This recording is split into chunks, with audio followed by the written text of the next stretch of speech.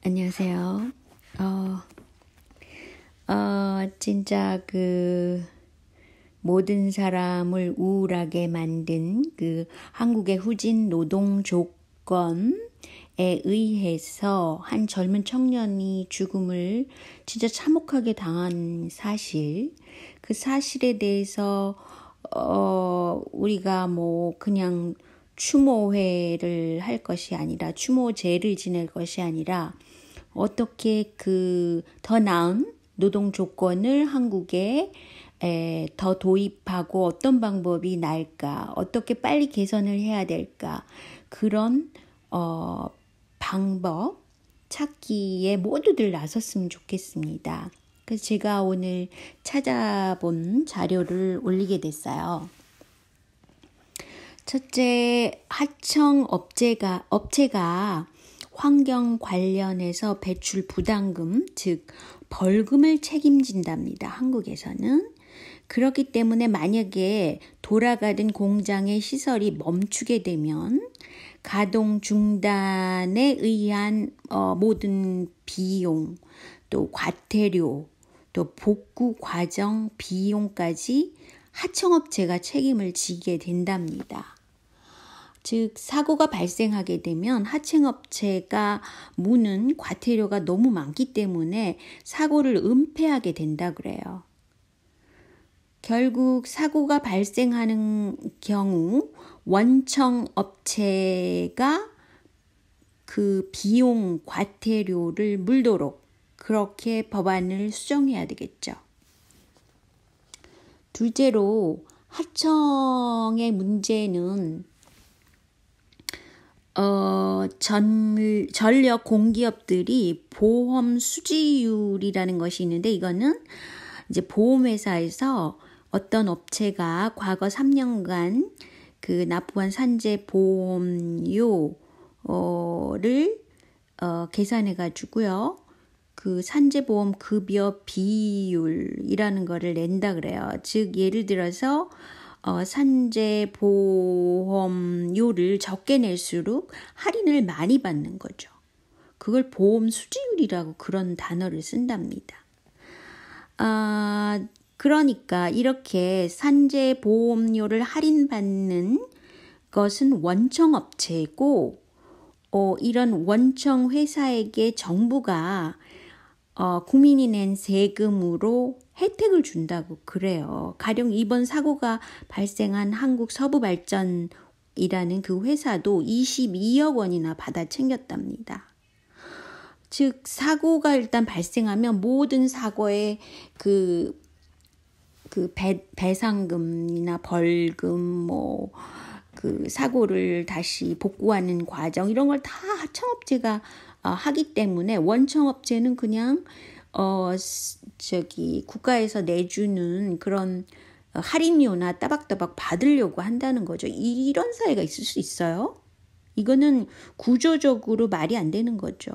그리고 한국의 노동 문제가 이렇게 심각한데 왜 노동 문제를 다루는 국회에 그 작은 소위라는 것이 있죠. 노동분과회나 이런 것들이 있을 거 아니에요. 왜 그런 회에 인원을 더 늘리고 그것을 중시해야 된다는 생각을 안 하는지 모르겠네요.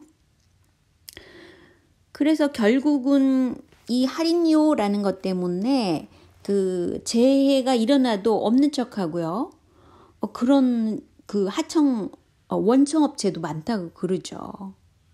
그러니까 산재 사망건이 일어나더라도 이거를 누락시키는 그런 말도 안 되는 사태가 일어나는 거죠.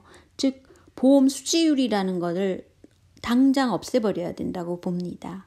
그런데 영국식 방법을 어느 분이 올려서 제가 가져왔는데요. 영국에서는 기업살인법이라는 것이 있답니다. 그래서 하청업체뿐 아니라 원청업체가 어떤 위반이 일어났을 때 원청업체가 책임진대요.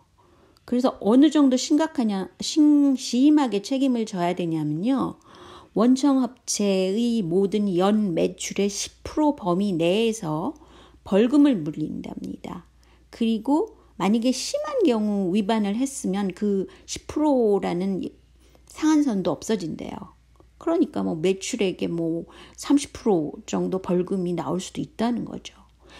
그러니까 영국이라는 나라는 잘 이해하셔야 되는 게 이 노동법에 대해서 굉장히 엄격합니다. 그리고 그 원래 1200년대에 벌써 그 자본주의가 생성됐을 때 여러 가지 문제가 있었고 그것을 다 의회 제도로 풀어간 것이 영국이라는 나라죠. 프랑스는 그렇지가 않고 그 중산층이 커졌을 때에 일어난 프랑스 혁명이요. 1700년대 그때 일어난 그 혁명은 사실은 중산층이 그 조세제도에 대해서 반기를 든 것이라고 보는 사람이 많죠. 그래서 뭐 단순히 뭐 그 자유평등 뭐 그런 박애의 정신 이런 거를 내세웠다기보다는 어떤 자본주의의 발달 상황을 따라가지 못하는 그 의회의 제도, 굉장히 프랑스는 중앙집권에다가 왕정이 그때까지 있었고 막 이러기 때문에 모든 잘못을 그 왕정 파괴에 돌린 거죠. 그래서 이제 공화정으로 만든 것이 아니겠어요? 그러니까 프랑스라는 나라는 거리 시위가 굉장히 막 그 심하게 나타나는 것도 그런 역사적인 그런 문화 배경 때문이라고 볼 수 있어요. 영국이라는 나라는 보다 의회에서 어떤 문제가 발생했을 때 특히 노동법을 이렇게 철저하게 그 원청 잘못으로 그 노동자를 보호하는 쪽으로 그런 쪽으로 벌써 이미 기업법이 만들어졌다고 그러잖아요. 기업살인법이라는 걸로 해서. 그러니까 이런 두 나라의 배경, 문화적인 배경도 이해하셔야 된다고 보고요. 한국에서는 좀 더 엄격한 책임을 원청에도 져야 되는데 한국에 보니까 그 위험 외주화 방지법이 아직도 5년 동안 국회에서 방치 중이고요. 다행히 문재인 정부가 지난달 산업안전보건법 개정안을 국회에다가 보냈지만 무슨 일이 있었냐면요. 경영자 총회라는 것이 기가 막혀. 원청 책임을 확대하지 말라. 그리고 그 정부 안에 대해서 반대 책자를 국회에다가 보냈답니다. 그랬더니 상임위에서 소위도 아직 열리지 않았대요. 작은 그 위원회를 열어가지고 토의를 해야 되잖아요. 그런 거조차 열리지 않았대요. 아니 세상에 한국처럼 그 경영자 중심인 사회가 어디 있어요. 그런데 경영자 총회가 그 정경련이나 같은 거죠. 이런 정경련 같은 데서 법안을 냈으면은 그거를 국회에서 다루지 않는다는 게 이게 말이나 되는 일인가요? 이러니까 자꾸 그 노동 문제가 산재되고 그 외주화 방지책이라든가 사고시 원청 업체를 같이 처벌해야 된다든가 이런 대책이 안 나오잖아요. 그렇지 않겠어요? 그리고 또 뭐가 있었냐면요. 그 노동 그 상황 자체를 보니까요. 2인 1조 작업이 이루어지지 않았다. 이거는 인력을 줄여가지고 하청업체에게 하청업체가 뭐겠어요. 굉장히 그 영세하니까 인건비를부터 줄이려고 하겠죠. 그러니까 2인 1조 작업이 이루어지지가 않은 거예요. 그리고 전원 차단 속도가 느리다든지 또 노동자가 그 망가진 손전등을 가지고 일할 수 없기 때문에 자신이 갖고 있던 그 핸드폰 그 손전등이라 그러나요?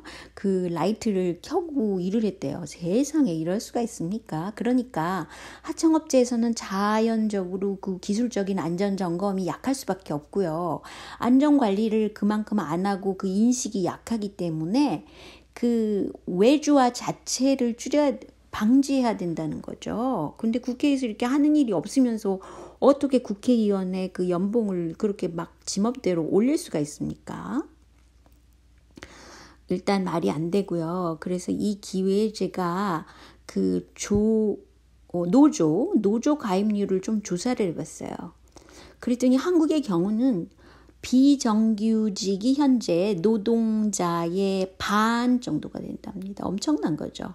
게다가 한국은 중소기업 비율이 높다고 그래요. 그러니까 영세한 그 기업들이 굉장히 많겠죠. 그래서 결국 비정규직의 노조 가입률은 2.8%밖에 안 된대요. 근데 가까운 그 일본의 경우 2015년 기준으로 봤을 때 전체 노조 가입률이 17.4%, 또 비정규직 노조 가입률은 그래도 7% 된답니다. 그런데 일본의 경우도 굉장히 이게 노조 가입률이 약한 거예요. 미국도 굉장히 약한 편이에요. 약 10% 정도로 보고 있는데, 이거 한국의 경우는 OECD 그 국가 중에서 최하위의 노조 조직률을 갖고 있대요. 10% 정도. 그러니까 선진국이라고 생각하는 뭐 스웨덴이나 뭐 심지어 여기 캐나다 이런 경우도 노조 가입률이 굉장히 높고, 노조 가입률이 높다는 것이 선진국인지 아닌지를 좌우하는 거예요. 왜냐하면 다수가 편하게 살 수 있는 거는 노조 가입률을 많이 시켜가지고 노동 조건을 향상시키는, 법제화를 어떻게 노동 조건을 향상시키는 쪽으로 가느냐, 이게 선진국입니다. 왜냐하면 다수가 행복하니까요. 이해가 가셨죠? 그래서 한국은 노동 조건이 이렇게 후져서 후진국이라고 생각할 수 있어요. 그리고 제가 이 기회에 그 우버 택시 같은 거, 승차 공유 택시가 이제 한국에서 문제가 됐다 그러는데, 유럽의 경우는 완전 불법으로 규정하는 나라가 많다고 그래요. 그거는 이제 노동자 중심이기 때문에 이런 거는 불법이다라고 생각하는 사람들이 많다는 것이죠. 근데 이제 미국의 경우는 이걸 채택을 했대요. 그래가지고 뉴욕 같은 경우에는 8명이 이미 목숨을 끊었답니다. 그 이유는 뭐 생계가 파괴되니까 생계를 이어갈 수 없는데 억울하고, 그러니까 목숨을 끊는 사람이 나타났고요.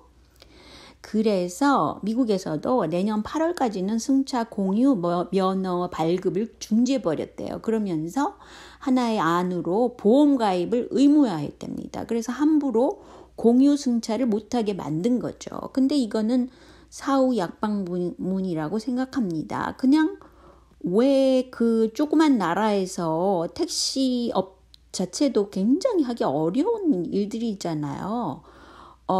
그런데도 불구하고 이거를 왜 승차 공유를 시켜가지고 어떤 이름을, 네임을 딱 줘가지고, 가령 우버 택시 같은 경우도요, 세계적으로 여기저기 우버 택시가 지금 생기고 있어요. 그 이유는 제가 생각할 때는 세계적인 주식회사를 만드는 겁니다.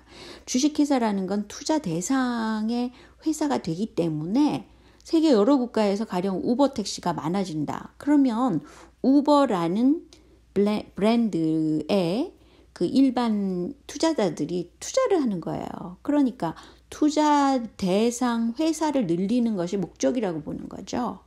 그래서 어떤 작은 나라의 그 고유가 갖고 있는 그 내부 문제들을 해결하지 못하고 오히려 문제를 하나 던져주는 거죠. 이런 식으로. 그래서 어떤 문제가 생겼을 때 그 자국 중심의 해결력을 키워야 된다는 거죠. 제가 볼 때는 그렇습니다. 그래서 그 노조 문제라든가 원청의 문제, 외주화 방지법이 왜 국회에서 지금 잠자고 있는지 5년이나 됐다는데, 아니 그리고 정경련 같은 그런 그런 회의에 왜 발언을 그렇게 그거를 중시하냐고요. 국회에서요. 그게 말이나 됩니까? 국회라는 거는 어떤 기관이 국회입니까? 더 많은 사람들의 행복과 삶의 조건을 위한 것이 국회가 돼야 되죠. 그렇지 않다면 그 나라는 후진국이 점점 될 수밖에 없어요.